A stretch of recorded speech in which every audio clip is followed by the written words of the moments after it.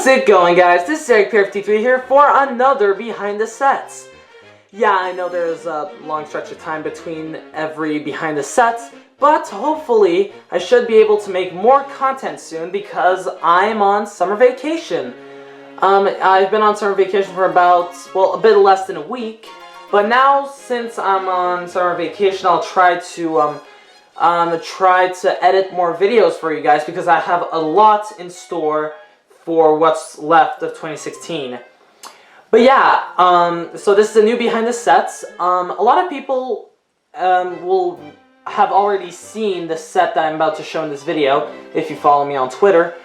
But I asked you guys and you were keen to see a Behind the Sets on this, so I decided to give in, and here is the set.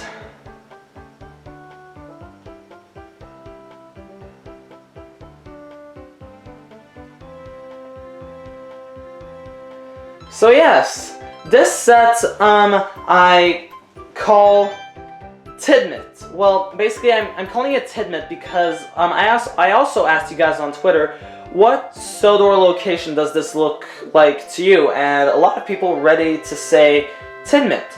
So just because of the way the sheds were arranged, I personally don't think it looks that much like Tidmouth. But I thought, well, if people think it looks like Tidmouth, I might as well call it like that since I don't know what else to call it. And also, speaking of videos, I'm actually planning in the near-ish future, maybe a bit later on, of making a Thompson Railway short, and it will take place on this set. So, yeah.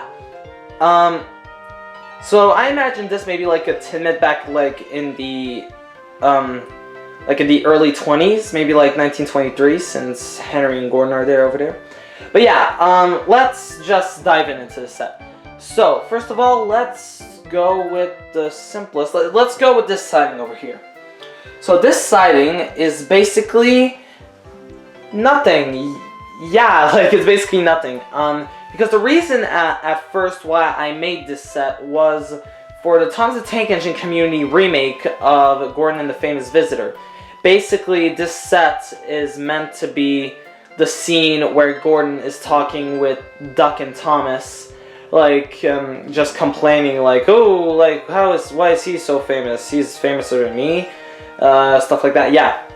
And also, if you want to see that clip, it's gonna be released whenever the remake is released, and I'm really excited to see it because there's a lot of great talent being put into that community remake. Okay, so yeah, but basically in the shot there was like coaches on the side, so I just created this siding and there were nothing but coaches here. So yeah, so let's go with the sheds area over here. So basically, you might have seen in my unboxing video that my most recent unboxing video, the model railway stuff, I actually got a few kits, notably one of them being this one, a shed kit.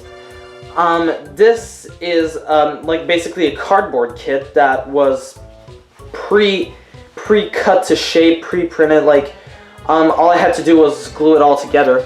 And this thing is absolutely fantastic. Like, these are made for like 00 scale locomotives, but since the wooden railway engines are shorter than model railway engines and the track is thicker, that means they still fit beautifully in here. And like, this has a ton of windows. It's fantastic. Like, if I open this up, it even has like steel supports and stuff like that, and it's all detailed on the inside. Well, I just love this thing. It's beautiful and it adds a lot to the sets. So yeah, and in here I got Gordon and Henry. Keep in mind that this when I arranged the engines, I was thinking more like 1923 Sodor. So Gordon is brand new and Henry's been here for a little while. So you go down this. Oh wait, first I forgot to mention all the foliage I have. I just filled in some stuff over here because I'm keeping up the back scenes, which I will get to later. Here I just decided to add a few trees and just a big wall of bushes over here. Because always add green to your sets, like it always adds just so much. And here I have a little bit of fencing, which usually should be painted, but I don't currently have the paints, and I think it still looks fine as is. So yeah. Over here there's also a little tiny, like a shed. Like it's probably for like signalmen or stuff like that, but it's kind of cute and I decided to just put it here. So yeah, and then if you go down like these two lines where Henry and Gordon are, you actually find, wait, what is this? Clickety-clack track? Thomas track? What is this madness? Well, yeah. But basically, yeah, I've been, the other day I actually went to Toys R Us and actually picked up some, a little bit of track, which is very overpriced. Yeah, so I got a bit of, recent Thomas track, which is okay, but like luckily, like I'm happy I don't really use the road system because like it's like a lot of people have pointed this out already, but like it's not they don't print out like the little lines like they used to do, which is kind of a bummer. But like I don't really care since I'm never really gonna use this side. So yeah, oh, there's a little piece of fake coal truck is trapped underneath the track. Oh no! Cut. Okay, after that minor cut, I fixed the problem. So yeah, like I said about track, I've said this time and time again, I have not a lot of straight track. Like all of my straight track is on the table currently. So I'm actually planning on investing a lot of money into getting some proper Thomas straight track. So soon, you won't hear me rant anymore about a lack of straight track. I'm going to fix that problem. So yeah, you keep going, and then you come across Thomas, which is just pushing a rake of coaches across my double crossover track, which isn't Thomas brand. And usually I'd say, oh well, it's still good. Like most of your track isn't Thomas brand. Oh yeah, I forgot to mention, like the 2 bits of Clickety Clack track are actually from One Railway Reviews. I bought these guys off him, as well as an Earl Trevor. Because like you might have seen in his videos, like he's got just a bunch of boxed Ertl stuff, and he had a few Trevors, so I got one of them, which is really nice because he scales up really nice to the sets. But yeah, I got those 2 pieces from Moonrise Reviews. So like I was saying, this piece of crossover track is not Thomas brand, which is very annoying because, like the way it's like the spacing between the 2 rails is very, very, very annoying. Okay, sorry for the cut. I never had to cut that much in a behind the sets before. But yeah, if I get my Sodor Signal House, which was given to be my Train King James. I don't know why I had to point that out, but like if I just line this up, you see like how the spacing between like 2 pieces of Thomas track like on Destinations is much larger than it is on this guy. So like if I try to put this next to Knapford, it's an absolute hell to try to get to work. So yeah, so moving right along. This is the okay. I'm gonna come back to this section a bit later. So if I go 1 line to the side, you see that this is more for goods. Like over here, I got my work shed, which is also very nice, just as nice as my Metcalf shed. This is more like a goods area, like you see the breakdown train, a few tankers, a line of trucks. This is more like this is more for like engine sheds, and this is for more like the goods. And you go along the line, and you actually see like I do have a nice little signal box over here. Like this is a Hornby branded signal box. Like this is a cheap cheapo signal box. Like, no respected railway enthusiast would ever put this on their double gauge layout. But for me, it was cheap, so I got it, and I think it fits very, very well. Like, when I say it's Hornby branded, I'm actually going to come back to that later on. I also have a little TARDIS over here, which is very nice. I don't think I've shown this one yet. For a long, long time, the one I always had on my layouts was this one. A little paper TARDIS that I made. But yeah, I went to, like, when I was in Ontario meeting Robert, I actually picked this up at the train show. So, yeah. And over here you also have a little Hornby shed that actually came with the signal box. So yeah, and basically it's just a normal stretch of track. Oh, and also over here I have a nice little Pico water tower, which fits well into the Thomas universe, and it was cheap and it's cute and I like it. So you go over there. So I also have a few rocks over here. This building I also I like a lot, because this shed actually came with the engine shed, and this is just really, really nice. Like it has the same amount of detail, like the glazed windows, has a chimney. It's just a really, really cute little thing, and I wish I had more of them. I actually should get more of them. So if you go along this line over here, you actually see that, well, I'm gonna come back to this, but here you got a little good siding with, well, not really good siding. Like, this is just a standard siding because there's a coal hopper and a water pipe, not pipe, but like a water hose for like engines. So like at the moment, like trucks are being filled up with coal, but like an engine could just easily just come fill up with coal and water before leaving for a train. Actually, Edward must have done this earlier because he's actually preparing to leave with a nice rake of branch line coaches. He is right next to a station, which I've shown in my unboxing video.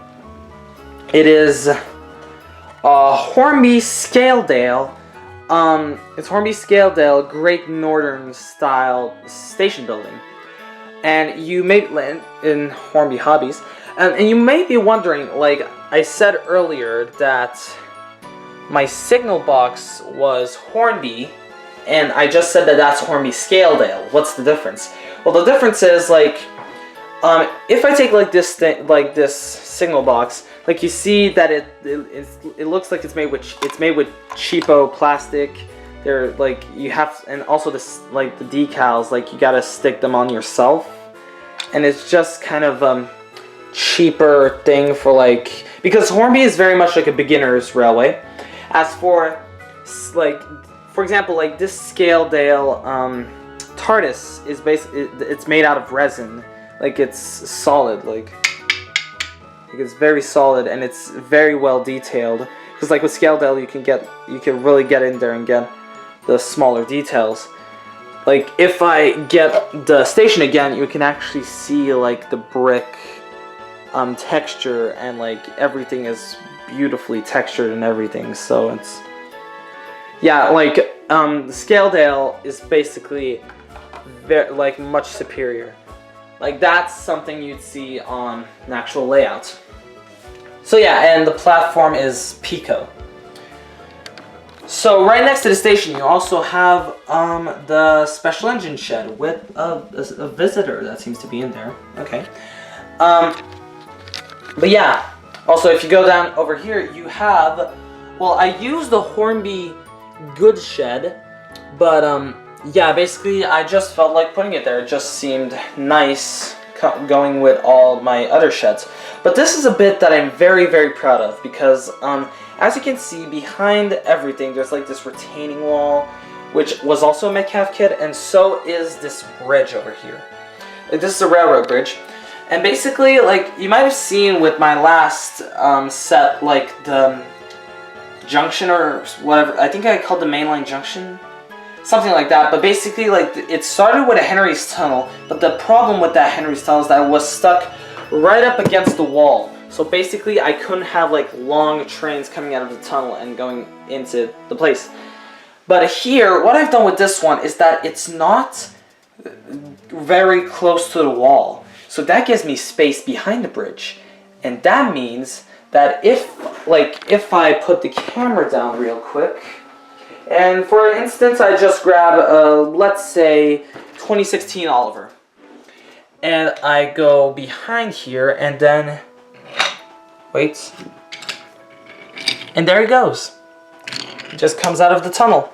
Because basically what I've done is that once, if you go through the tunnel, there's actually curves, and where that curves go, it goes behind the whole back scene, right up against the wall, and actually gives me a little length of track where if I wanted to, I could make a whole train just go through there and stop at the station. I'm very proud of this because it just adds a bit more, it just makes it better to work with, if I want an actual train coming into the station. So yeah, and also like I said, these Metcalf kits are absolutely brilliant. The retaining wall and bridge, it goes so well together. And I actually have another retaining wall that I haven't built yet that I'm really excited to actually build. And of course, on top of the two, I've got my back scenes, and it makes a raised up village, which I very much like. And also I just got trees in the background because if you look at it from this place, you see that it's all flat and not very interesting. As if you look at it from the engine's angle, that looks much more detailed and actually much more real than any of my other sets. So yeah. Okay, now let's go to the bit that I'm not as proud of. It's this bit. Basically, this bit is just trying to use as much track as I could just to finish the set. But like I said earlier, I'm actually going to get some more straight tracks, so that's going to be fixed. But for the moment, the set just kind of, I'd say that the set stops here, and then after here, it's work in progress. Here, it's not really supposed to be like this. I actually bought a lot of trees, and I'm just waiting for an opportunity to put bases on them. But yeah, that should be done quick. And my camera is telling me that I'm almost completely out of batteries, so I need to finish this really, really quick. So yeah, basically this was my set. I am very proud of this set. This is probably my most realistic set so far. I think it's actually my best set I've done so far, and I just love it to bits, and I hope to do a lot on this set. So thank you guys for watching. This was eric-pierre 53. See you next time, guys. Bye.